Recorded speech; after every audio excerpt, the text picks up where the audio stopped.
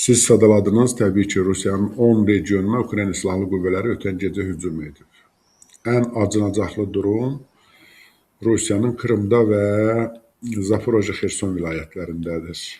Şimal rayonlarından, yəni Kupiansk, Liman istiqamətindən, Luqansk vilayəti istiqamətindən, Donbas istiqamətindən gileyimiz, yəni daha doğrusu giley deməzdim, yəni nigarançılığımız daha doğrusu yoxdur.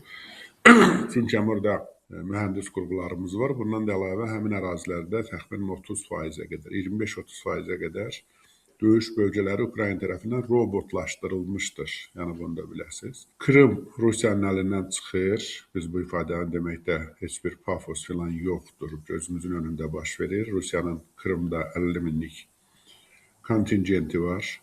Amma onun təchizatında problemlər yaşanır, ciddi problemlər yaşanır. Şimal tərəfdən deməli Krıma giriş qapalıdır və bugün Krım körpüsü müəyyən mənada humanitar körpü, humanitar dəhliz funksiyasını oynayır.